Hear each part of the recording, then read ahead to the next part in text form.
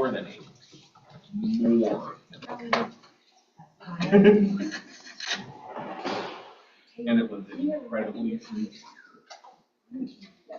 Okay, it is 7:01. We'll go ahead and call to order the, what day is it? It is, May 1st. I know, we've been talking for the last 10 minutes. But May 1st, meeting of the Willdorf 5J Board of Education. If you would take a moment to silence your cell phones and rise and join me in the Pledge of Allegiance. I pledge allegiance to the flag of the United States of America and to the republic for which it stands, one nation under God, indivisible, with liberty and justice for all. Ms. Diagana, would you take roll? Monica Johnson. Here. Amanda Proctor. Here. Nate Sassano. Here. Amy Musgrave. Here. Michael Whale. Here.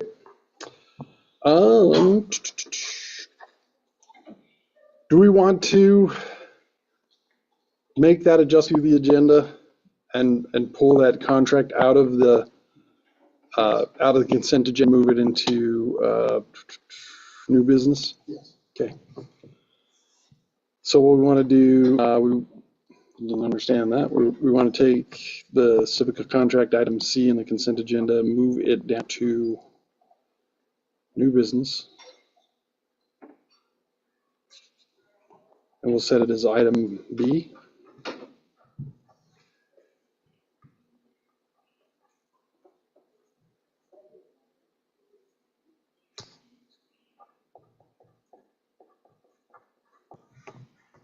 I'd entertain a motion on doing just exactly that. So moved. Second. I have a motion by Vice President Sassano, a second by Director Proctor, to move the Civica contract approval out of the consent agenda and into new business as item B. Any discussion? None. All those in favor? Aye. All right, now we need a motion for the amended agenda. I'll move to approve the agenda as amended. Second. Motion by Director Johnson, a second by Vice President Sassano to approve the amended agenda. Any discussion on that? All those in favor? Aye. Opposed, same sign. We have an agenda. Talk amongst yourselves. Doesn't look like we have any citizen comments on agenda items. We'll move on to staff and student celebrations and recognitions. Superintendent Nielsen. Thanks, President Wales. As we start the month of May, I think we're coming off a pretty busy month of April. But May is always a busy month, right, with lots of celebrations and concerts and field trip. It's just a fantastic time in the school district. One of the things I want to highlight tonight as I start my remarks is our first annual Special Olympics. We're hosting Monday morning, 9:30 to noon. We're excited to have Special Olympics in the district and look forward to enhancing that and inviting multiple districts as we move forward. But it's just an awesome opportunity if you have to get out for any of that, to see students and celebrate students, and the camaraderie that you have at a Special Olympic celebration is really cool. Staff, students, and students, right? You get a whole group that really come together and inspire and challenge and celebrate each other. So they're just awesome days, and so I'm really looking forward to our first annual year. I want to thank those that have planned that whole process this year, because we had to set some goals and work on what we're doing as a district, and we're making a lot of progress in that arena. The other thing I want to talk briefly about, I think it gives me a chance to highlight special education. And when you think about in any district, special education is critical, right? And what you're doing for the students that need the support says a lot about a district. And in this district, we have a lot of individuals that have been working here for a long period of time. 5, 8, 10, 12, 15 years. As a former special education teacher, that is dedication to students and shows a lot. But the reward on the backside for our students and our faculty is consistency. And consistency is huge when you think about particular students. And so I just want to honor and thank those that are, particularly thinking tonight about classified. As we move into next week, we'll celebrate teachers and be thinking about the teacher appreciation stuff. But I just want to call attention to the board about consistency and commitment to the district. And one of the places we see it is in some of our special education pairs that really have been here a long, long time and are really rooted in the district. And that's pretty phenomenal when you think about what they do every single day and the power they bring to our district every single day. The second thing I want to just celebrate and honor is we had a chance, some of you were out Saturday to do the naming of the plaza in John Bruce's honor. And for me, that's the first time I've got to meet John Bruce. And what infectious positivity that man brings. He just exudes it, right? And so even though he's not able to talk to you, you can sense how he feels just in how he interacts. And so it was neat. This morning was well attended. And ironically, I think some of us were bummed that it got, the track meet, which we were going to do it during, was postponed. I think it made it a much more intimate celebration. And then having gone to the track meet on Monday, it would have been chaos, just trying to do it during that. So that was awesome. As I said, this time of the year, there's spring concerts. We have Phillips. I think in the next week, we've got third graders going to the aquarium, and we've got fourth graders going to Lowry's Park, and on and on and on. There's a whole bunch of our students going out to experience what it's like to learn other places than inside of your classroom, and that's really what learning's all about. This morning, I had to see a couple of you at the capstone projects, which for me, I do that work. You get to that, and that gives me chills. When you hear students talking about what they learned to be a professional, is awesome. That's real authentic work. And this morning I had a chance to hear from two different people who did their capstone with vet science, or a different vet, a large animal. One was in a regular, vet clinic. Another was in our teacher cadet program, and has learned through the teacher cadet program that that's probably not the right profession for her. And so she's likely going to pursue real estate. Another individual who is already enlisted in the Army and is going to be a medic, and has been accepted to be a ranger. And his passion and patriotism in the conversation today was just amazing. So, I mean, just that kind of work and watching our young adults interact with us the same way we interact with each other, it's palpable. It's such a cool experience to watch, that it's a highlight. And then, since we were together last, I had a chance to watch a walk-off win for the baseball team yesterday. I had a couple huge track meets. I think the one this Monday was 42 teams. I don't know, but that'll be in that area. So when you think about the track that this district built, it accommodated 42 teams. That John Bruce Plaza was well utilized on Monday with those teams and the sun tents that they had up there and the food trucks. I mean, it really is an impressive facility. And I heard that, we heard that when Tammy and I were there, right? This idea of a huge meet like that. And now I guess, I don't know what it is, Michael, the last mile or the last chance. Last chance. It's a final qualifier. And that's going to be, they're talking now, is going to be another huge meet. Those can be huge. So that's going to be here too. So kudos to the board, because those are decisions that have to be made along the way. And there are lots of times where you can say, well, we're going to prac in, but let's just do the bare minimum. Here we built a facility with the space to do a large track meet, which is something this district takes a lot of pride in. I mean, our facility's named for a track coach. So there's a lot of pride in track and field in this district, and to see 42 teams functioning well and being run well and people celebrating that is awesome. So, and then the last thing I'll say is, and this will be a celebration we can have come join us for our next meeting. We do have our dairy team for FFA finished third. We had at least one individual from the dairy team who finished first.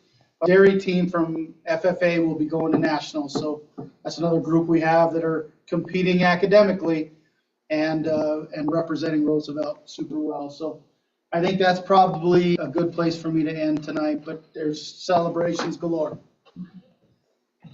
Any other from the board? I have a couple. I missed our last meeting. I was getting ready to go catch the red eye to head out to North Carolina. It's a CTE success story for Roosevelt's stepson. Graduated from the NASCAR Tech School. Huge kudos to our program here at Roosevelt. It really kept him in high school. Mr. Hopkins kept him in high school. Without the program we have here, he wouldn't have graduated. So Hopkins kept him interested, got him in FFA, kept him engaged. One of his final projects, he welded a cage for a race car, so he learned that in CTE. So, and then he ended up, he graduated with honors, kept getting a job with Pat Musi Racing, which, world renowned. Yeah. Pat came in, they handpicked him, and great success, and all, I don't know what the kid would be doing if we didn't have CTE stuff and Mr. Hopkins. So it's amazing. That's awesome. Amazing family, amazing for the district that we're focusing on that and growing those programs. And then Eagles game Sunday, Civica kids the national anthem, knocked it out of the park. Really cool, fun to watch. Eagles not so fun to watch. I've never seen them skate so poorly, but I was watching the apps on my husband's phone, so that kind of helped. It was a great trip on North Carolina. Really a positive. My husband will forever be grateful to Roosevelt and Mr. Hopkins for Ryan's success. So we're hoping Ryan can come home and speak to some of the kids in the program. Yeah, absolutely. That'd be awesome. Or at least Malia, who can share that with the wide webs. I don't usually talk a lot, but that was mine. Yeah. Oh, that was a good one. Any other celebrations? I always combine my. I know. I like to stressed combine. celebrations. There was a heavy accent on that. Well, let's move on to board reports then. Monica, would you like to kick us off? Yeah, I'd love to start off. I'm gonna piggyback on what Scott said, is what goes along with having the using track facility at the high school is next spring, we're gonna have a middle school track. And we haven't had that before. And I'm really just excited about that. So I love the domino effect that's gonna occur when the new middle school opens up. So I thought about that. The other thing that I'd like to report is we did have Pioneer Ridge Literacy Night last Thursday at the library. It was very well attended. Family was invited to come out and to celebrate literacy and to be able to intermingle with teachers. That was really a successful evening. And then also speaking on the capstone, I was able to attend that. I just want to thank the staff. I love the collaboration that they make between the different departments and how they use so many different skill sets to be able to do things as simple as writing letters of interest and then writing thank you letters. Some simple things like that that really in today's world, kids don't have to do as much anymore. So very simple writing skills that they're learning will be great. I'm a graduate and she was like, guess what? I know how to write addresses because my capstone project. I was like, that's kind of embarrassing for you, but okay. But just simple skills like where they don't have to do that as we did growing up. So that's just one example of everything that they got to experience. But I was just so proud. I probably got to talk to 6 or 7 students, and all of them were so thorough and so well thought out. I was so happy because we actually had a student that did job shadowing at the library, so I had to listen to their report. And then someone also interviewed my husband as a firefighter lieutenant, and so was represented too. And different industries, I listened to a dairy presentation and nursing and sonogram, just these kids really did their research. So I want to thank all of the staff that helped them and mentored them towards that, because I think that is, I think that opportunity for those students to learn and give a career direction is unmatched. I wish we would have done it when I was a senior. It's my report / celebration. All right, awesome. All right. Well, I've done quite a bit over the last few weeks. I did make it over to the library for the art show. And yeah, those kids are great. My daughter and I surmise that I'm probably at the first grade art level. It's probably about the max I could do. So those kids did a great job, all of the school. I went to the DAC meeting last week. It was at MES.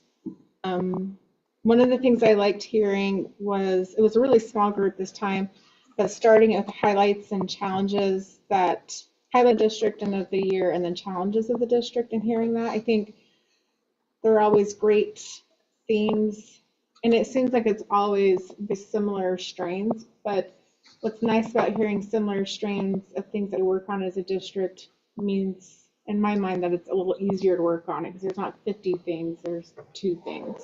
So that was really nice. And talking through MES and the MES Intermediary School was really what it was about. The third thing that I've got to do is RMS tour. That building is incredible. And I think my favorite part, looking back, it was the exposed gymnasium ceiling. And it was actually seeing you be so excited and giddy over seeing that. And it's like a piece of your history, like up on the ceiling rafters of the gymnasium. Like, it's just crazy to me, right? Like, these kids climbed up there and painted it. Yeah, like, we don't appreciate that, I guess. But like, when you look back and you expose it, it's amazing little pieces of history that are just there. And the John Bruce dedication, I thought it was really great that the new Johnstown mayor attended. I thought that was really a kind consideration of joining forces, because I do believe that local governments are so powerful, and we should all be working together when we can and supporting each other. So it's really nice of him to be doing that. And on a much more completely nerdier note that only Mr. Everest will appreciate is, for my day job, I attended a municipal infrastructure finance seminar today, and that's pretty exciting. That sounds terrible. Absolutely terrible. Riveting. Just riveting. And it was mostly, and infrastructure is mostly like, you know, what you think about roads, broadband, water, sewer. But what was interesting is the state treasurer did a presentation, like the Dave Young, the actual state treasurer. And Greeley, he was a District 6 teacher. He was president of the union at District 6. It's an interesting perspective. And so he always likes to throw in school stuff in every talk he does. And so it was really interesting. Talk about this just for a minute. But he reiterated that the best grant is almost tapped out. That was really the verbiage on his slides. These projects aren't ever going to be able to be funded in the ways that they have in the past. It's going to be much smaller projects. It's going to be only a few projects. That best grant, we've been talking about it, and you've been talking about it, but it's definitely changing. Another interesting factoid is that in Colorado alone, for infrastructure projects, in the next, I think he estimated 10 years, which includes schools, there's $100 billion that needs to be done in new and rehab. Includes schools. And there's not enough state or federal fundings remotely to touch that. So it's really the communities and the people living in those communities who will have to bear costs. And it's just kind of interesting as we live in a community and there's things like new wastewater and water treatment plants are being upgraded, roads that are being upgraded, and our schools need to continue to be upgraded, that there's a lot more work in our community and a lot more rates and property tax burden that still needs to go in order for our community to continue to operate at the levels we've does. So that was really kind of just a humbling moment. You don't want to follow. That was a lot.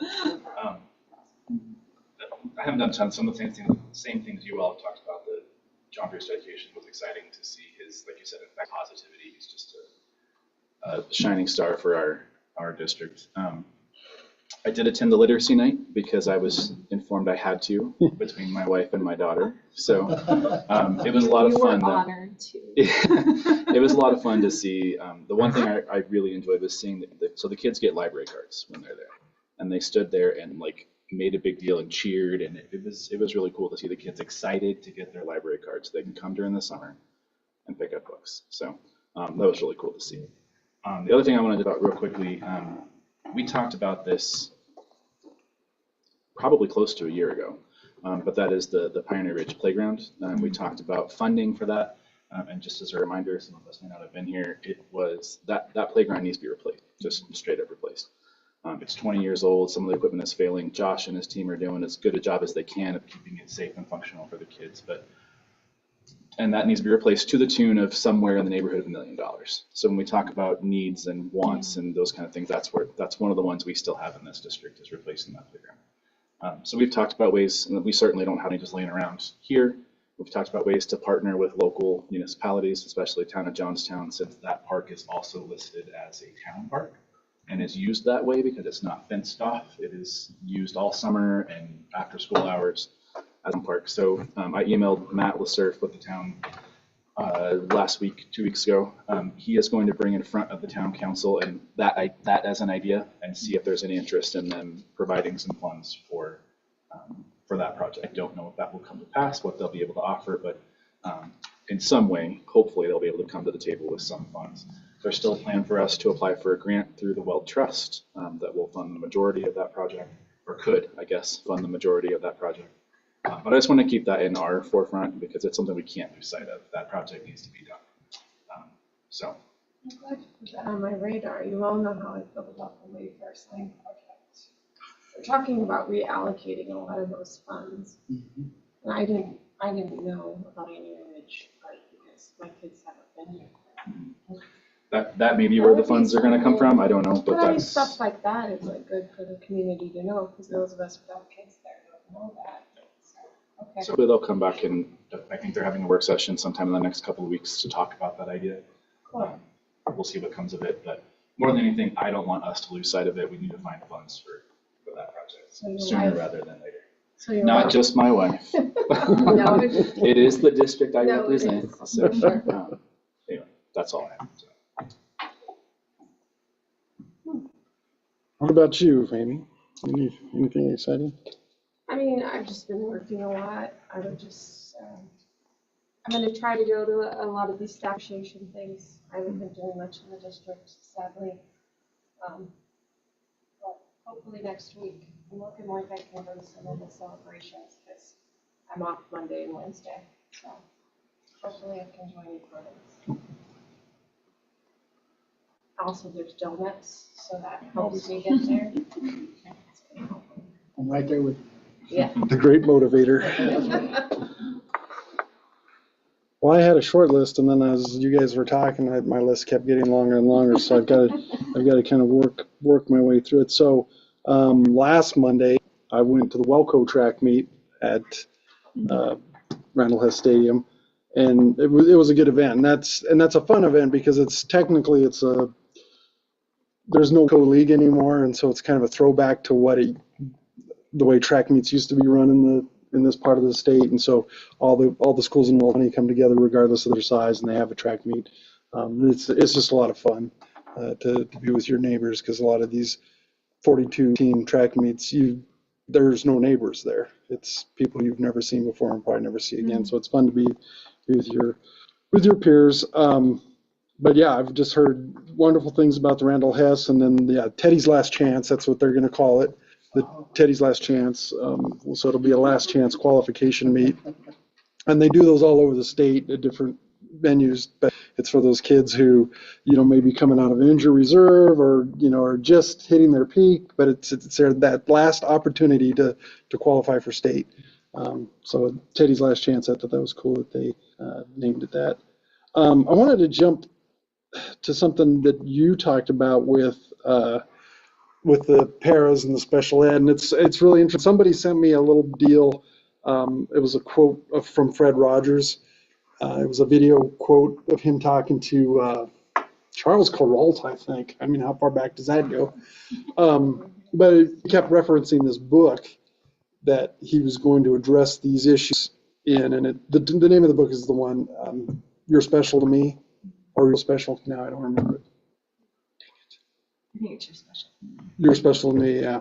And it's a really interesting book, and I didn't realize, and Fred Rogers is Mr. Rogers, for those who don't know. I mean, you always knew that he obviously had a passion for educating children, but I didn't realize that was actually his career. And so it was really interesting to hear a lot of the things he said, but one of the things he talked about was having consistency, especially for kids who are coming out of different situations or may be experiencing difficulties, and he's referring to special education, how important it is to have consistent presence in that teacher position and not bouncing them around, and having people that they can count on and that feel comfortable with, and how quicker they grow in those situations as opposed to having to deal with somebody new on a daily basis. And so I thought it was interesting what you had said and how that, I just read that book this week. So the RMS tour was fun. And as I've been hearing the photographs I took of all the stuff in the ceiling, I just gotta have to tell the whole story, or as much as I can. So way back in the day, we used to prom at the school. And it was the junior class decorate the prom as a gift to the senior class. And the amount of work that went into these projects was phenomenal. I mean, up to 2 weeks at a time, they would spend decorating these things, hanging curtains, painting walls, building sets. I mean, they were elaborate. And we'd always open it up for the community. So right before the kids would come, there was like a 2 or 3 hour period where the community could come and walk through and see all this work that had been done. Part of that was, it was all unsupervised, that work that was going on. And so you had to get into the ceiling to hang stuff.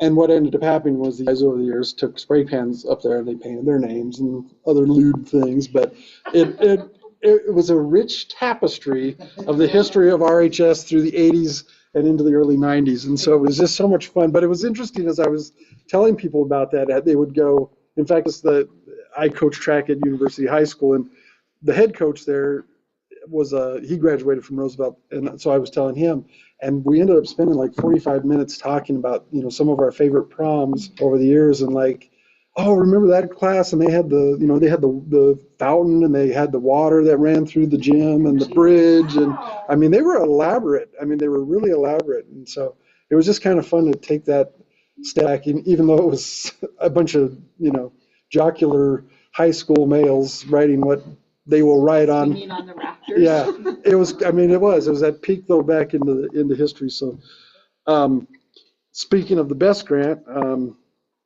so that's one of the things I get to do in May is we'll do all the applications. But I've been sharing this. So right now we have 55 grant applications for a total of $650 million of ask. We have about $200 million that we can give, but those projects, those 55 grant projects total $1.9 billion. Yeah, it's a lot. Yeah. And so Scott and I were talking about this before the meeting, was like, you think of all the schools that aren't running for BEST grants who are still doing capital projects. I mean, that's probably in the neighborhood, just this year alone, 4 to 5, maybe. I mean, if you're saying 100 billion, I mean, it could be upwards $7 billion in capital construction projects. It's crazy. That's a lot of money. There's a lot of work to do. Yeah. So we were so fortunate that we got in when we did and were able to do the things we did. I 100% agree. That's what it made me realize too, is that we got in just in the right time frame to be able to take advantage of higher BEST grant funds, because the next time we try, we won't. More than likely will not be awarded as much. Right. yeah, it'll be definitely on smaller scales. Had a Casby's President's Cafe last week or 2 weeks ago. We really just talked about all the bills that are getting passed right now in the legislature. And again, we were talking about this beforehand. When you have one party control the legislature, pretty much any bill that comes on the floor is coming out as a law. And so what we were talking with their legal team is how fast can we expect to see policy updates? And they're like putting their life vests and life preservers on. I'm saying it could take up to a year for us to get policy updates. I mean, they're going to be that busy. Had BOCES that same week. We approved the budget for BOCES. Going back to, some of the fortunate positions we're in, we always do this start of our BOCES meeting where we go around to each district and we talk about the things that are going on in districts. And it's usually a pretty good brag fest about, all the exciting things, the state championships, the new classes, we have all our teachers hired, we hired the new people. There was one, and I won't talk about them in public, but there was one district in our Centennial BOCES who is not in a good spot. And so it was tough to hear the struggles they're having. But again, really makes you thankful for the positions we're in right now. So we can do some of the things. John Bruce celebration. Of course, I can't add much more to that. It's fun to watch John work a room because, like Scott said, even though his communication has been affected, you didn't have to guess what he was thinking, what he was saying, because he just lights up. Yesterday, had a youth committee meeting with the Weld Workforce Development, and got to see. We got a presentation from the Ames Aviation Program, and wow, it is a pretty. I had no idea. That program was as robust as it is, and so I think we're in the works of trying to get involved, so our students can get involved with that We already currently have high school students that are participating in the Ames Aviation program. So I think it's just a matter of merging them a little bit more. So yeah. But for us to be able to help offset some of that cost, and that was the thing that was surprising me. I didn't realize how expensive that program can actually be. $100,000 for a 3-year degree program, which for a community college seems really expensive. Yeah. But that transitions into the capstones, as we've already talked about that a little bit. Scott and I talked a little bit afterwards, and we talked about how cool of an opportunity it is to be able to, for these students to be able to explore some of these careers before. I mean, when we were in school, like we were saying, you said, you had to go to college to figure out what it was you didn't want to do. Most of us had to read books or hear from a crazy, whether it was, one of the kids that I talked to today, though, same thing. He had a passion and that's what he wanted to do, did some job shadowing, realized that it was not going to pay the bills, because that was the other aspect, is they have to build this budget, and realized it wouldn't pay the bills. And it was kind of cool to hear. I mean, it was sad, but cool to hear him say, I need to find something else, but this can become maybe my hobby or the thing that I do on the side or as a part-time job, but the likelihood that this will sustain me in life is not. So again, to be able to know that before you take the leap is pretty cool. This afternoon, wrap things up with a concert at Elwell. I went to go see the Elwell concert, the 5th grade class. It was, it kind of got dicey because I sat down, I got there and there were some chairs on one side and I said, can I sit over there? And they're like, oh yeah, there's a parent, you can sit over there. So I go and sit in this chair, and then all of a sudden they take all the other chairs away, and all the kindergartners come in, and they sit the kindergartners right by me, and that, I don't get along with kindergartners very well. It becomes a little tense situation because they're like bees around me. They just swarm me, and they want to talk, and they want to ask all kinds of questions, and I don't want to get mad at them, but their teachers are getting mad at them, but I want to, but it was fun. It was a great concert. Tressa's doing a good job with those kids over there. Again, another great facility to do something like that. The whole school could be in there. Parents could be in there and watch. So it was all good. I believe that is all. Believe it or not. I didn't score tickets to the the, municipal infrastructure finance. yeah, that big show. I have a question for, I don't know, Scott or Jessica. In Special Olympics, I'd like to attend, there's 3 different dates. There's like one that says it's the 6th, one says it's the 20th, and then when you open the attachment, it says the 21st. Are you saying Olympics or the Special Olympics? Oh, okay, so there's, so the Special Olympics is the 6th, and then the Olympics is the 20th. Okay. Yeah, and well, and Reading is I think the Olympics is multiple days, right? Yeah, okay. 2 days, So okay. Olympics is the 20th and 21st. Okay, thank you. Yeah, and that's cool. If you haven't gone to that, that's a fun thing. All right, anything else on reports? All right, let's move on to superintendent's report. Mr. Nielsen. I touched on a lot in celebrations, but a couple things I'll just share. I think we continue the negotiations process. We'll spend a little time later tonight talk about the financial aspect as we start thinking about budget and trying to move forward with what's possible from our district. I want to thank Jessica and Steve who are with us tonight and the work we've been able to do as a district with Civica. I think we've learned a lot about each other as we've gone through the process, and there's been a lot of back and forth. And so I just want to honor that and appreciate the partnership as we've gone through this update to the contract. And I probably, as we all went through it, right, you build your first contract and you don't really know what you're building yet. Now we're 3 years in, so we're able to land in a place with more experience behind us as a charter, but also as a district with a charter. So it's been a good process. And so I just want to thank both of those two for being here. And we'll talk a little more about that later. But I also want to just recognize we've pulled together a staff, section of the staff. I think, Tammy, it's about 10 or 11 individuals from MES who are part of the transition team. And so as you go through a process like this, right, you take what was planned a year and a half ago, whenever the recommendation was made, to look at the use of Milliken Middle School as an opportunity to expand experiences for students. And then you got to start to get down to the brass tacks, right? You got to start to think about what to do here and there. And so we've pulled together that from MES. We've been together a couple of different times. We've talked about some of the things they feel like are opportunities or hurdles or whatever you want to call them. We've let them help us think through what are avenues to help remove some of those hurdles. So as you talk in a group, are better than trying to do that. Tammy and I closing our office and making all the decisions.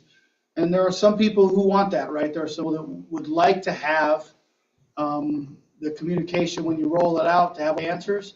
The hard part is if you do that, you can't have voices that are part of it. So as we go through this, working with teachers first, when teachers come along, and then we'll open it up and work with the community. We've had some conversations about working with the town, but also some other opportunities that are starting to percolate now as we're having this dialogue that I think could be good for the district, but good for the community as well. And this really becomes a community resource.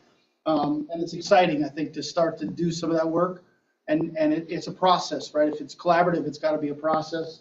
And I feel good about where that is right now as we continue thinking about how much time we have in front of that move and still thinking we're still 15 or 16 months out, and where we feel like we are is in a good spot. But I want to honor the group.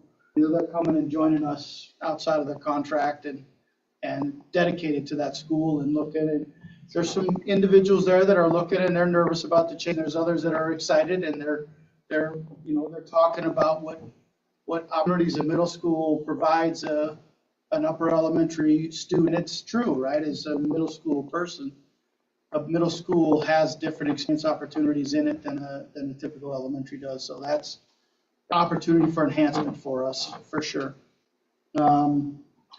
And then there are two other things I just want to talk about. And Michael, you spurred this for me, right? Is we think about the concert for LL, and we had to see that same concert, but at RHS a week and a half ago. And thinking about the number of our elementary and middle school students that will experience the high school before they get to the high school, that's a that's a blessing for students to be able to see where they're going. But the other thing I just wanted to call out tonight, and I want to call out Malia, who's sitting in the front row, is it happens to us not just as students, but I'm an example of moved by experiences. A year and 2 months ago, I was at an opportunity where I got to know Malia talk about her authentic work experience that she did with the JDDA, right? So she's at a thing, she's talking about the experience. For me, that gives me goosebumps, just like the capstones did today, right? That's how I feel doing that. And then after that, right, I'm able to talk. I can tie those two things together. I'm able to talk about what I think we need to do in the community. And part of what Malia spoke about drove me to apply for a job and to be sitting where I'm sitting right now. So just as we think about these authentic experiences, they happen for our high school students, but they happen all the way through life. But you have to engage in them. And so often, at least when I was growing up, you didn't engage with authentic work opportunities until you cross some finish line. And the idea now in work, in what we're doing in this district is there is no finish line, right? It's how can we expose students to these authentic experiences as they move through our system. And we heard today how much that's impacting students. So I just wanted to just speak just about my own experience as a 53-year-old. It's no different than what's happening for our students as we expose them to what's out there and what work can look like in lots of different modalities going through our elementary, middle, high school system, shaping our students up for what comes after they leave the big R. All right. Any questions? Well, I'm excited to hear about the transition team. Everything we've done facility-wise in the last, let's say, 3 years that we've included staff on, they've been successful and like remarkably successful. So I'm really excited that we have that much interest to be a part of that and engaging, especially taking time off contract to do it. So. I do have just one comment is I think it's a positive note that our district has already done this system. So was it 20 years ago where we had upper elementary, was it here in Milliken? It was a little more than 20. Was it more than 20? Michelle, don't go. It's a long time. So, But we've already done that model in our district. Yeah, where we had an under elementary and an upper elementary. So I think that's just a positive note to know that we do have examples of how our district has done that in the past. So there's a lot to learn from past. So I think that's a good model. yeah, and that was, I mean, it was quite a transition because it was K2 at Milliken Elementary, 3-5 at Ledford. So you weren't just going, a few blocks, you were going into a new communities. But yeah, some similarities for sure. Anything else for superintendent's report? Cal, we don't get a CFO's report this week? You've got nothing? 8 hours isn't enough. I still have things to talk about. Okay. Well, we'll move on to the consent agenda. Just be aware again that we have moved the Civica contract out of the consent agenda. It is now a new business item. And so our adopted rules of parliamentary procedure provide for a consent agenda listing several items for approval of the board by a single motion. Most items listed under the consent agenda have gone through board approval and review. Documentation, I shouldn't have said approval, review and recommendation. That's what we're going to do next is the approval piece. Documentation concerning these items has been provided to all board members and the public in advance to assure an extensive and thorough review. The item may be removed from the consent agenda by a request by a board member. Otherwise, I would entertain a motion. I'll move that we approve the consent agenda. I'll second. We got a motion by Vice President Sassano, a second by Director Johnson to approve the consent agenda as presented. Any discussion? Karen, Ms. Diagana, would you please support the board? Monica Johnson, Yes. Amanda Proctor, Yes. Nate Sassano, Yes. Amy Musgrave, Yes. Michael Whale. Yes. Let's jump down. Special business. Our only item on the special business, under special business, is the RHS FBLA Nationals trip. Are we going, Ms. Peterson? Superintendent Nielsen, our President Wales, and members of the board, thank you for having myself, Rena Peterson, Malia Calderon, and Hayden Chambers. I don't know if you're wanting them to speak or not, but they're ready. You can meet them. So we are here today just to get approval for our budget. You should have received the budget previously, and this year we are only asking for our chaperone fees to be covered in the amount of $3,438. 10 kids going, it looks like. Yes, ma'am. Yes, and the kids are for their own Disney and their own Universal. Disney and Universal? I have to go to Harry Potter World. They're gonna kill me. Well, going to Orlando in June is death enough, right? That's, I know. It's a 15-minute hike from the hotel to the convention center this year. Yes, I'm ready to take one for the. Wear your Fitbit. We want to know how many steps you get in. Yes, it's gonna be a great time. Do the students mind telling us how they fundraise? I'd love to hear what they've done to raise money. Okay, I am the financial officer for Context, and this year we've done a lot of, not a lot of visual things we've done like in the past. This year we had all of our members fill out a calendar fundraiser that they did at the beginning of the year, and that would have covered them if they went to state, and then if they didn't, that rest of the money just goes into their FBLA account and they can use that for 3 years if they choose to stay. And then we did our usual cinnamon roll fundraiser.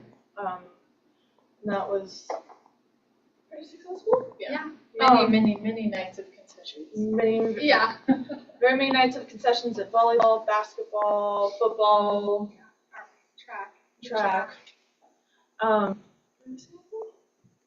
There's a number of other things. There's a number of them. We actually make copies. The business department, well, FBLA and business together, we supported the theater department and we printed their programs for them. So many hours of folding and printing programs. I don't know, we've done a variety of things. So at the high school level, our state convention is actually, this year it was an additional 800 students competing. So I believe we had 36 or 3,800 students that they were competing against. And each member, depending on if they had a test or if they had a speaking role, a presentation, they either competed from 50 to 60 people in the testing or against 30 to 40, because every school, yeah, it was quite a bit. So each student, by the time they get to this part, they're actually already $600 in, $500 to $600 in at this point. And so I'm very excited that next year the exchange will be bringing in money, and I've been working really hard we just got our trailer that the grant is funding, and we're getting decals on it, and I've purchased all of the interior. So next year you'll see the exchange at the football games, which will really increase our revenues because the students will be selling and the moms will be there. So they'll be like, Mom, can I have that? So I'm really excited to get that going, and it's such a collaborative thing between the engineering department and the ag department and the graphic design department. They're starting to screen press shirts, and we've made some great connections with vendors inside of our community, so then we get to continue to support them even though we're doing some things on our own. It's just a really great privilege to be able to do that. So we're hoping to even be more financially independent next year, but I added it up in our districts and our state. We've paid in $20,000 this year. So yeah, at this point, we'd be very pleased. I don't have to do any more fundraising through the summer. So yes, thank you. And Malia, would you like to share how FBLA has impacted you and where you're at now? Yeah, well, most of you guys know already, but because of FBLA, when I joined my freshman year, I got introduced into careers that I could be interested in, into Dr. High School. which it did leave me. So thank you, Yost, for making me join in one of his classrooms at first to make me join FBLA. And then I got to now lead it to coming up my 4 years of being in this club, and now finally making it to nationals and growing and learning what I'm looking for, how to speak, and then also helping grow my business that I have open this year that I will be focusing on after college or after. Can you tell us about your business? It's Marketing by Jay, so it's all social media marketing, basic marketing, like in web design, and then special occasions, so like in filming a wedding for content creators. As an advisor, it's been really exciting because I helped last year was my first year at the high school level, so I hadn't done social media strategies before. And watching her presentation, the quality of her team last year, and having the experience with JDDA and the growth and understanding all the metrics and all of the things that I don't even know all of the things yet. I learned, but like her knowledge has grown so much, and the quality of the presentation, just the way it looks, the aesthetics of it, and then the comments that these ladies have as a result of those experiences it's just really amazing to watch. Yeah. Yeah. Here on that. Yeah, it's so much fun. And it's fun too because then I had the opportunity to like help and shadow kids underneath me of like, hey, if you're interested in social media marketing, like I'll teach you. And I got to do that for 2 years too, which was super fun because I like to job shadow people too of like, hey, you can do this too, just like I did. So we have a lot of programs in high school. And what does FBLA mean to you? So I actually gave this speech last year. I talked about all the life skills I've learned from FBLA, but this year, definitely what I've done this year is networking. When I was younger, I struggled a lot to make friends and just adapt socially, but definitely ever since I joined FBLA, I've gained a lot of networking skills, and it has connected me to a couple professors at colleges that in the fields that I might be interested in, and also some friends that I definitely hope those friends last long. Past 2 years, my roommates at state I've made friends with, including Maria, and I'm so grateful that I got to know those people better, and that I have the confidence to talk to them and like really get to know them and get close with them. And I hope I would be grateful for that, and that wouldn't have happened without FBLA. No, I mean, that's the one thing for me that it's always been a standout with FBLA when you guys come talk is the confidence. And I think of you, Malia, just at the district convention this year. It's fun being a judge because you see everybody, and most schools, I mean, everybody's panicked, oh my God, I got to go do this. And you were like, this is my thing, and I'm here to do it. And you did it.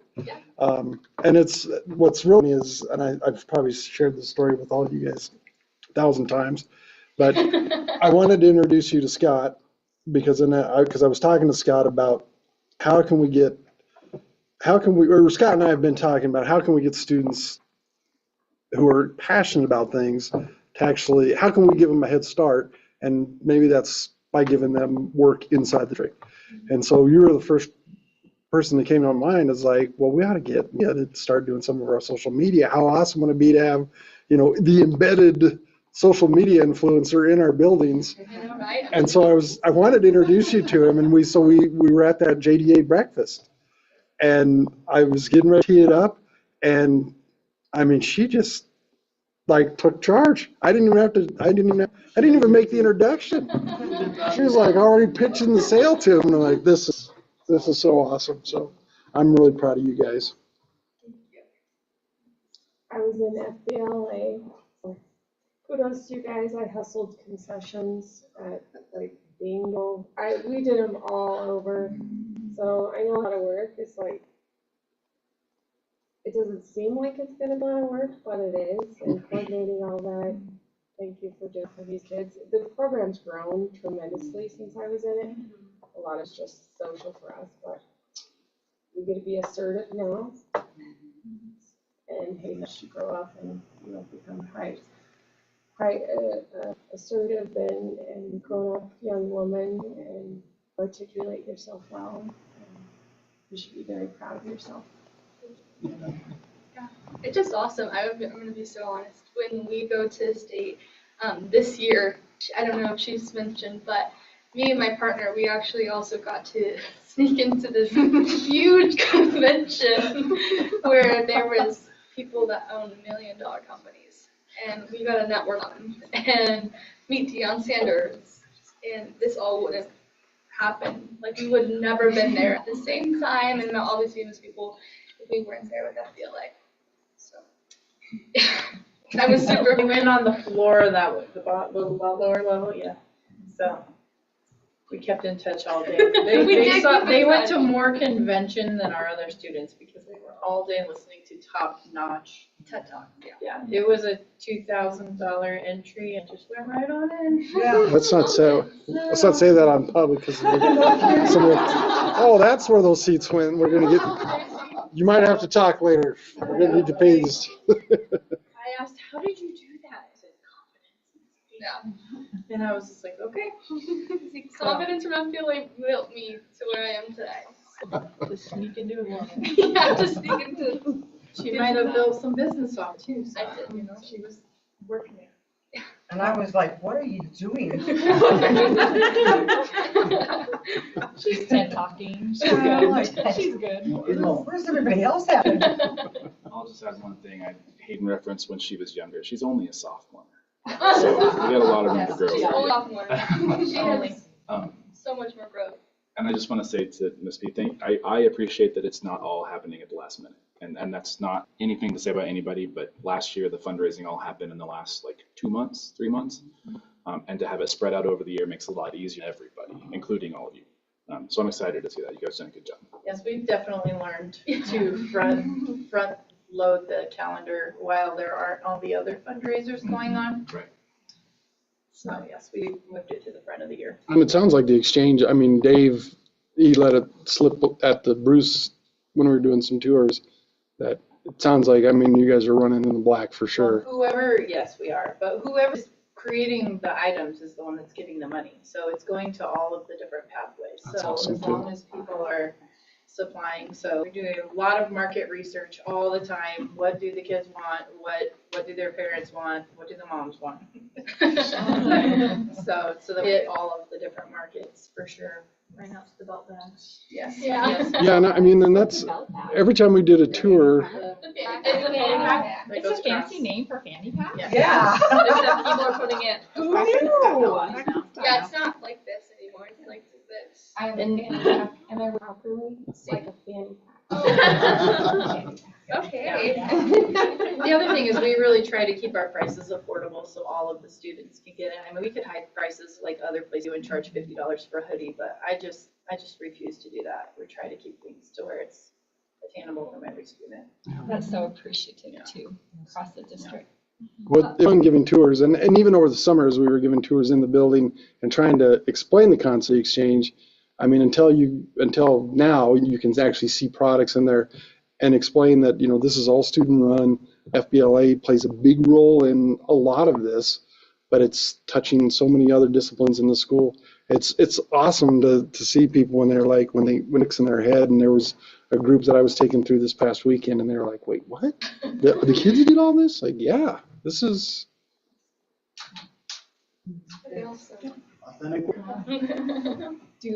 Do we have the funding to overcome the shortfall? Mr. Everest? We should be able to handle it.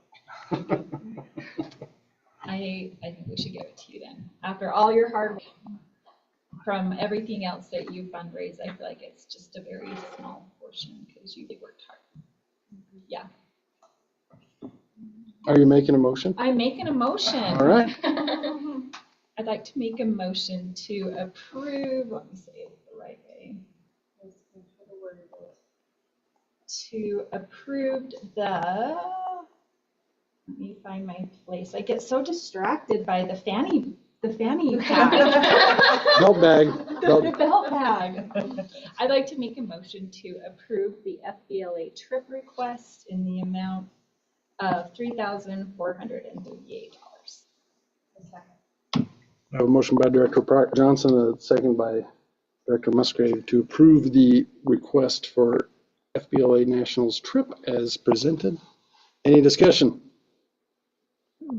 How am I supposed to learn my fanny pack? Yeah,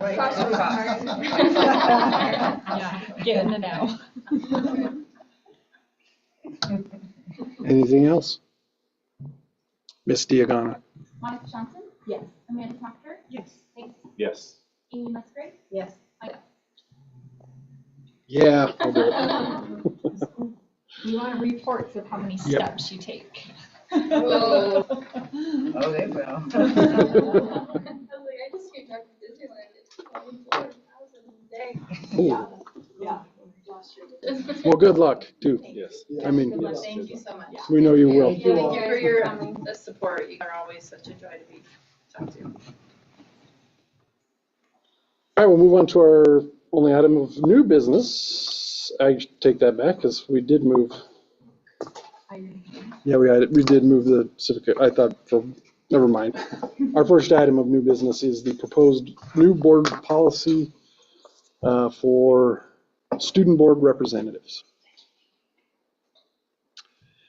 So thanks, President Wales, and we received some feedback after we had this conversation work session, what it was, a month ago. About a month ago, yeah. And as we have set up, I think we've got our first superintendent's advisory set up for a week. I think it's next week with Dave and I, and a relatively large group of individuals, freshmen through juniors at Rodell to kick things off. I felt it was a good idea to come back and talk to the board about the policy again and potentially ask for, think about this as a first reading. And the reason I would love to see us think about this is it gives us, once we have policy in place, then it gives us the opportunity to pass it or to talk about it and talk about this is where the board is looking to go and try to get interest from students as to whether they're, and then we can make a decision as a board. We want to actually make the move. All right, If over we there. decide we want to make the move, yeah, got stuck. So that's the reason that we brought it back to get feedback, and if there's other conversation we can have publicly about the desire to bring student board representation to this boardroom, and potentially look at this policy as what would guide us in that work, not making a decision as to when we're going to do it, but having the policy in place would allow us to make that whenever the board felt like it was, that we're ready, and we can help guide that with what we glean from the conversations we have about the policy at the high school. Okay. All right, I'll start. I have a question with policy when I read through it. The middle section, the expectations and responsibilities of the Board of Ed, superintendent and executive assistant of the board. It's interesting that that's the label of, because there's no responsibility specifically assigned to the executive assistant or the superintendent really in that section. So I feel like we could elaborate a little bit more on the superintendent and executive admin's actual roles that we on that, because I felt it was more just like the board's power of refilling that seat. I think it's missing completeness with that thought. I feel like it was like there's a dot, there's nothing there.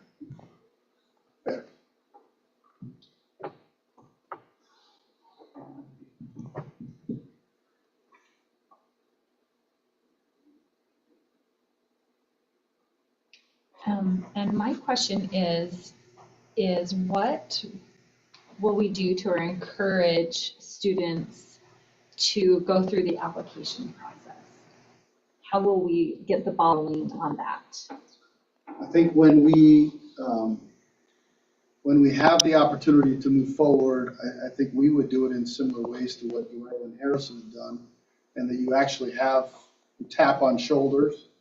You have some idea who might be interested in, and I think part of my impetus for thinking about this is I think we might gain an understanding of students that might be interested by the ones that are sitting with us in superintendent's advisory. we might find out that's not true. But then there are individuals, as you start to market, you start to talk to your political science type teachers, who's got that passion. But both of the other districts that have these have an application that's open, but also actually tap kids and say, hey, we think this would be something you might be interested in. Here's an application if you are indeed interested in doing it and go through the process. And I think when we talked to Harrison that night, felt like there were 20-some that had applied for the last seat in whatever high school. I can't remember if it was her or him that talked to us about their last, but it was about 20 applications they had. If we had 20 people apply for this annually, that's a pretty good selection for us to choose from. But what we'd like to do, and I've talked with Dave about it, is we'd like to be able to banter about it a little bit, right? And to talk about how would we glean interest from the high school and ask the kids about it. And that is easier for us to do when we're able to say, hey, here's what the board has said, or here's where the board is going. At least it feels that way to me. It's not the only way for us to do it, but once it's in place, it means you've all taken a stand that this is the direction that we are headed at some point. Yeah, obviously, what we've seen with Harrison and Durango. I know I've spoke to some of the history and poli-sci teachers at the high school, and do they think they would have students who would be interested? So I think there will probably be a little bit of recruitment on this until students actually know that it exists as well. This will be pretty. I'm not to say like we're the cool kids, but when you stop and think about it, this is a pretty prestigious selection. One student per class, and that one of our students every year will be able to graduate and say in their college apps, like, I was the cream of the crop in this. To have a little piece of being a part of a political process when you're that young will give them a big heads up. Yep. Yeah. I had a question and I just lost my train of thought. Do we think that the 2-year term, do we think that's too much for students? That was a question I'd just like to ask the other board members. I talked with Wendy, who's the superintendent in Harrison, again, after we had our work session, for me to try to flush out some of what I heard that night. And what she said is she recommends the 2 because it allows for continuity year after year. So what they've seen in Harrison is you've always got a returning board member then and a new one. And so they mentor each other.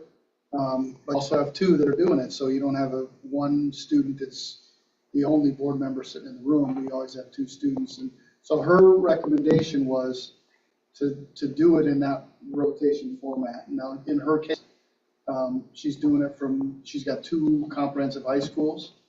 And so she's got one from each, as they talked about with us that night. But she did suggest that we do that. And she has not had issues as they've gotten it up and running with that being too much. The students are selecting into that, much like they would into a job. And her take was, in that district, they're hard, they don't have a lot going to college out of Harrison right now. It's a district with less students going to college than what we even have. But they do feel like it's in many cases a better experience to put on an application if you're going to college than a job might be, right? To be able to say, I was asked, I went through a process, I was able to do this over the course of 2 years, and here are the things I learned.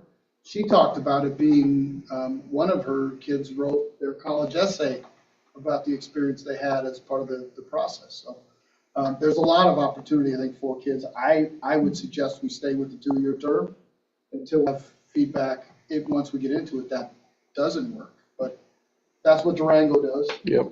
And that's what Harris does. I think they followed each other. I think one was doing it before the other, but. I would, if we're gonna do it, I think 2-year term makes sense. I know it took me probably a year to figure out what I was doing up here. I can imagine for a student, it would be the same. So have a junior year where you're learning and a senior year where you're mentoring, then the next junior, I think, makes a lot of sense. If we're going to do that, I think that's the way to go.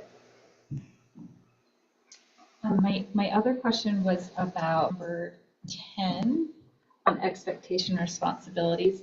May receive academic credit. Is there any way we can secure that so it will receive academic credit? Is that something we can work on doing, or how do we change that from a may to a will receive credit? Because I'd love to see students receive academic credit for it. Yeah, we control that. I think the reason we left it at May is because in many cases, the students that are doing this won't need academic credit. But we can certainly change that to will receive upon completion, right? I mean, I think that's the other side of it is you got to go through and uphold it. Yeah. There's no reason to say they couldn't. And I think the spirit of that one was for that is really just to leave that door open, but not to force that on any future board that we have to provide academic credit and it doesn't become a, I need to get, 2 more credits to graduate. I'm going to try to throw my hat in the ring on this. But it does allow for the opportunity and the option if.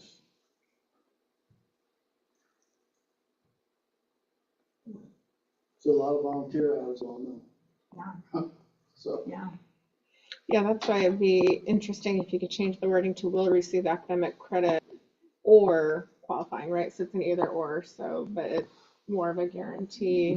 I do hear you saying it doesn't obligate a future board, but I also, if I look at it through the lens of a student, I would want a surety either way, that I'm either going to get volunteer hours or credit hours. I would want the assurity, just like when you get a job offer, you want the assurity. You don't want your employer to be like, well, we may pay you. we intend to, but we may not, right? Like, I just feel like the assurity really needs to be there. What would the heartburn be with this board if we were to do both? Credit and they're volunteering their time either way, right? So my inclination would be, in this case, for those 2 people, it would be both. Does that give anybody?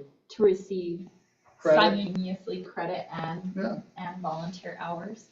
Is there any other thing in the district you can get both of those things at? I'll have to check. I believe we have added some work-based learning that we're getting pay and credit. So I think that's true. And the experience they're going to hear is as good of experience as they're going to get in a class, right? When you think about what you're going through, and they're doing it with volunteer time outside of a typical school day. So that's why I would advocate for both. I don't have any issue with the volunteer hours. I guess my only concern with the academic credit is that it can count to something. Because on the flip side of all this, I'd hate for us to say, yes, this is worth 2 credits or a credit or whatever, and then get to April of that year and say, we can't line this up with any state requirements.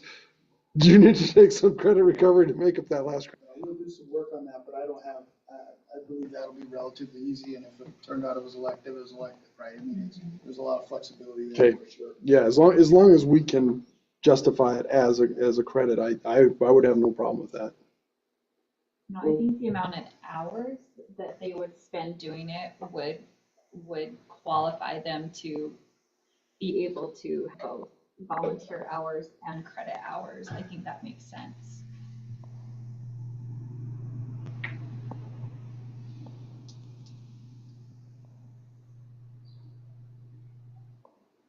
Any more feedback, and do you want us to make those modifications that we've got feedback on tonight and come back with another first reading? Do you feel confident in this being with some changes of first reading tonight with a second reading in a couple weeks? Any thoughts? Once those changes are made, can we send it out to all of us again? Sure. And maybe that will help decide if it's time for a second reading or not. Sure, you bet.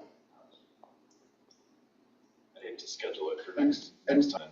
have it be June before we approve it. Yeah, we'll post Yeah. this one then as the first as we've typically done. Right. With those changes in there. And we can, in that sense too, we can always push. I mean, just because we call it a second reading doesn't mean we have to adopt it on a second reading. We can push it to a third or fourth. That's And right. We have done that before.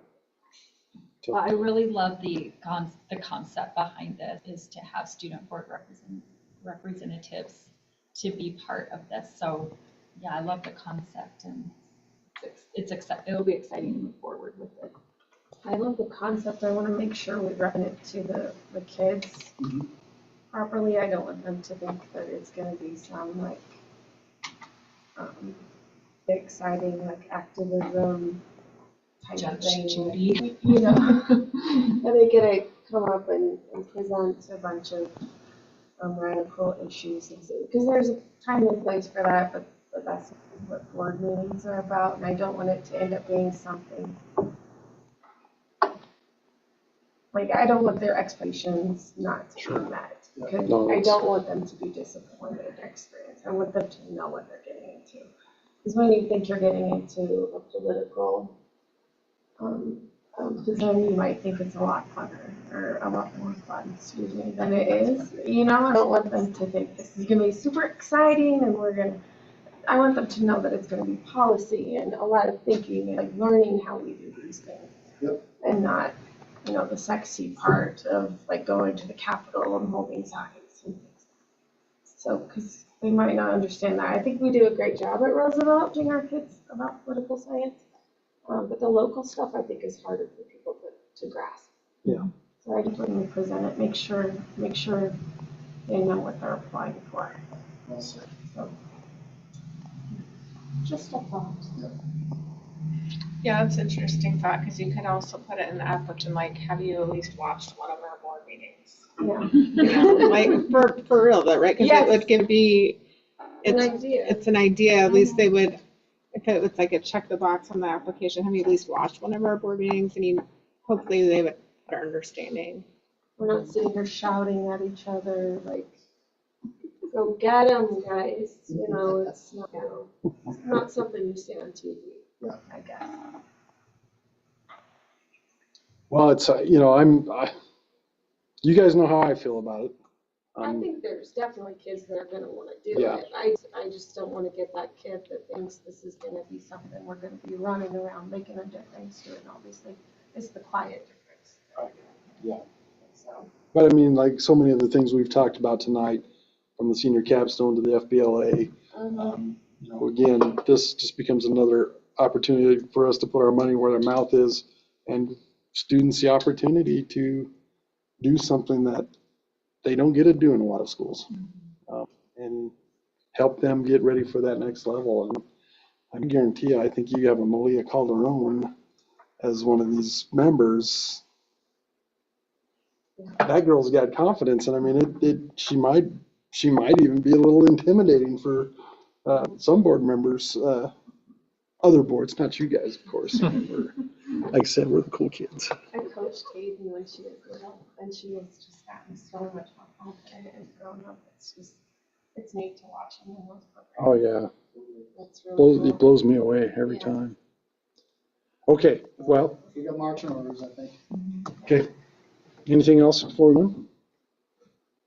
All right, let's move on to the Civica contract.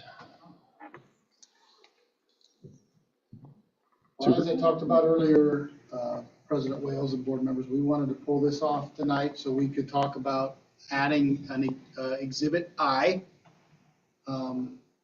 which Ms. Diagana is showing us up on the board right now. And Michael, you want to walk us through why the shift or why it's different than it was in the old one?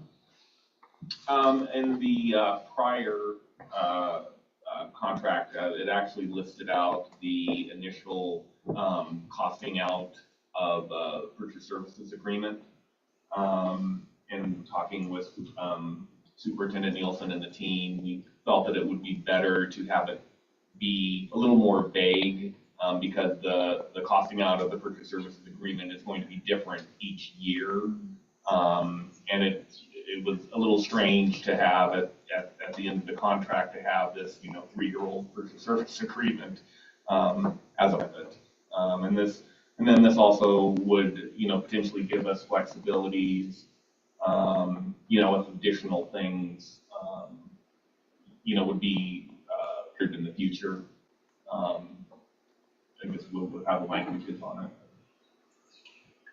And we'll continue to work with our Civica team around what it looks like, but at least we're not stuck with 3-year-old. As we think about this contract being 3 years plus 2 potential year add-ons, putting in there what the cost is for year 1, and then ultimately we have to come back. Theoretically, we should come back ever and change the cost of that. We don't have to do that right now based on what we did as it is right now.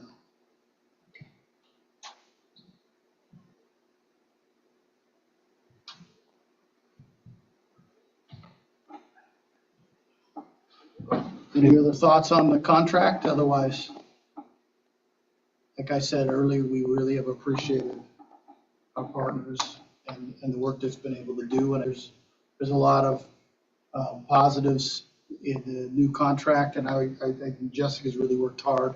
I don't want to say take away from Stephanie, but I believe Jessica did a lot of the grunt work for Civica on the backside and making sure they listened to us and we listened to them, came to agreements, and then Jessica took pen and put it to paper. So, I think there's a lot of modifications in this that are positive for where the school is and trying to point forward from this point. Well, yeah, much appreciated. I mean, we've gone through, I mean, we could make a cigarette commercial out of this. We've come a long way, babies. I mean, from where we started with this contract and where we're at now. And so, yeah, it's great that you guys are being able to get this worked out. And I think it's interesting, like you said earlier, about how, having the bit of time now to help guide and shape it has been huge. So you can come on up. I wasn't sure if I was able to talk, so I just want to ditto what Superintendent Nielsen said. So it's been a great process. It's been wonderful working with your team. It's been just hands down amazing. So I just want to say that. Yeah, it's been so good. Okay. Thank you all. Thank you. I have a logistical question. Yeah. Contract, there's a whole lot of dates, both that we have to do for Civica and Civica has to do for us.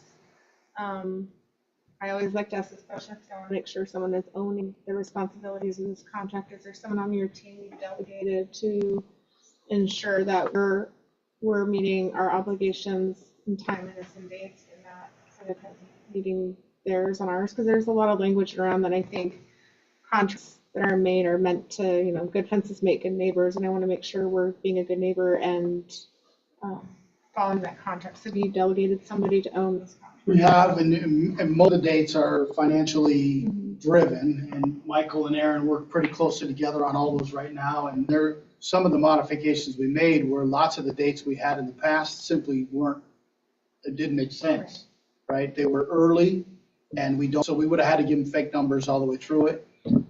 So a lot of that right now is Michael taking care of those, and also delineated that I'll be the point of contact for Civica. So, because there's other things that have to run through the superintendent, but I think right now the majority of the actual dates in there, Michael will take care of for us. Any other questions? All right, we can take action on this item. And so I would entertain a motion if somebody wishes to make one.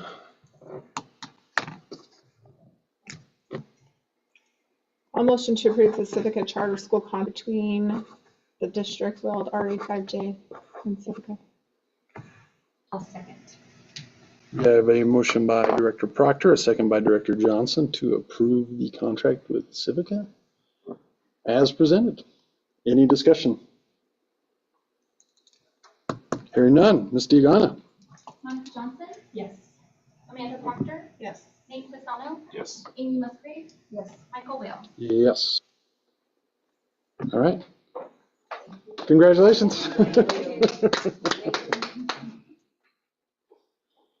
All right.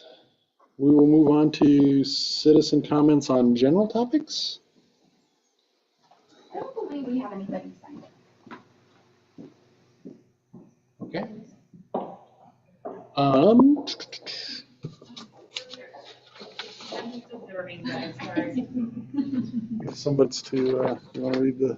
Sure. Are we going into executive session? Yeah. I'm going to make a motion to move into executive session pursuant to section 24-C-402 for E1. Yes. Of Colorado Revised Statutes for purposes of determining positions relative to matters that may be subject to negotiations, directing strategy for negotiations, and instructing negotiators regarding the professional agreement with the Weld Area School District and Johnstown Milligan Education Association pursuant to section, I don't have to read that all again. Yes. you do. 24-6-402 4E3 Colorado Revised Statute for purposes of development strategy of the school district for negotiations relating to collective bargaining with the Johnstown Milligan Education Association. Somebody needs to second that. Second. We have a motion and a second to move into executive session. Any discussion? Are we going upstairs? Where will we go upstairs? Okay. All those in favor? Aye. Opposed, same sign. All right, I'll go ahead and